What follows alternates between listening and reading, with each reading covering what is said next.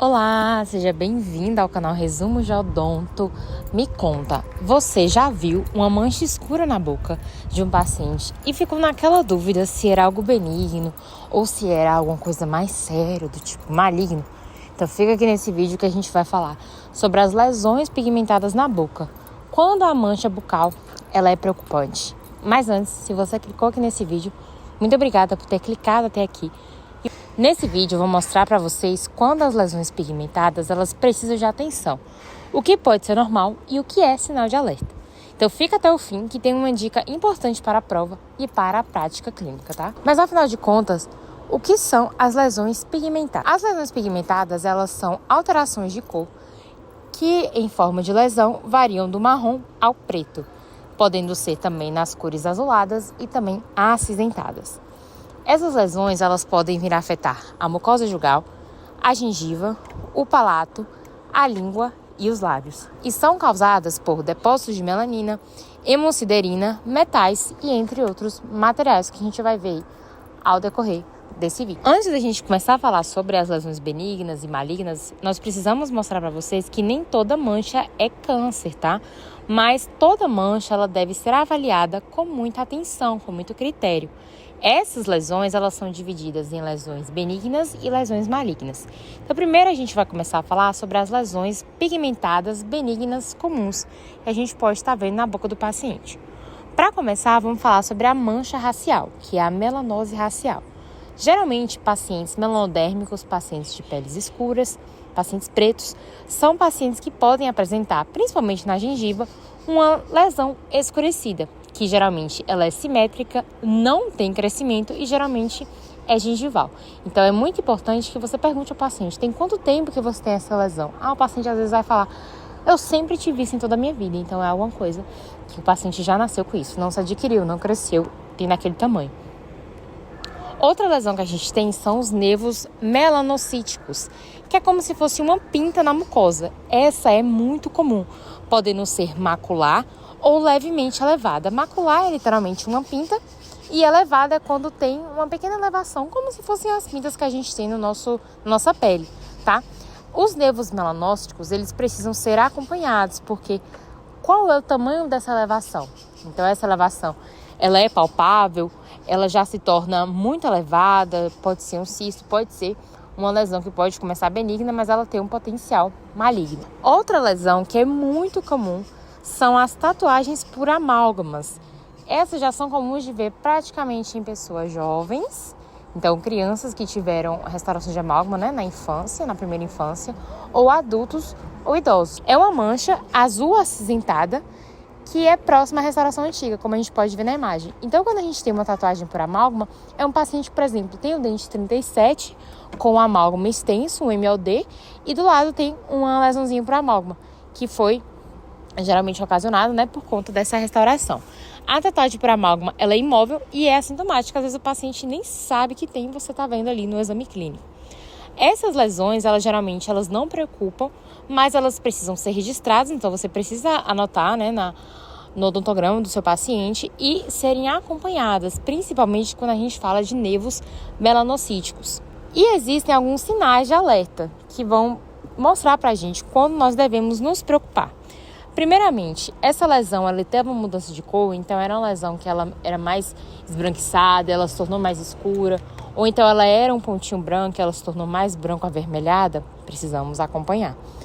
Além disso, mudou a forma, mudou o tamanho, tem um sangramento, o paciente reclama de dor, reclama que está sentindo dor nesse momento ou não. É uma superfície que tem uma úlcera ou apresenta margem irregular, é uma lesão que ela é arredondada, ela é circunscrita ou é uma lesão assimétrica com um crescimento rápido. Então isso a gente precisa estar registrando e também a gente precisa entender se o paciente ele tem um histórico de câncer, então o paciente já teve uma lesão de câncer, é um paciente que tem lesão de câncer na família, tem um histórico familiar, é um paciente imunossuprimido, é um paciente que tem alguma condição genética, alguma doença, alguma comorbidade. Isso a gente precisa estar acompanhando, tá?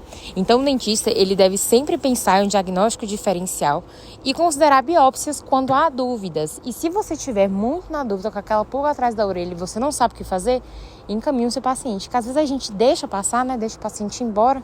E aí, talvez você que está percebendo, outro profissional não perceba, e aquele paciente possa ter com o início de uma lesão que pode ser revertida.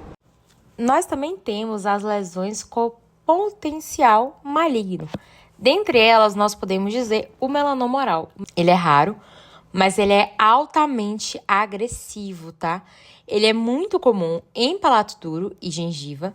Ele é caracterizado por ser uma mancha escura, assimétrica, irregular, com crescimento progressivo e que pode vir a ulcerar. O bom dele é fazer o diagnóstico logo no começo, porque é muito crucial para a sobrevida daquele paciente. Outro que a gente tem é o sarcoma de Kaposi. O sarcoma de Kaposi, ele é associado a pacientes com HIV ou pacientes com AIDS. Ele apresenta lesões avermelhadas a roxas, planas ou nodulares. Geralmente afeta o palato, a língua, a gengiva e apresenta evolução muito rápida.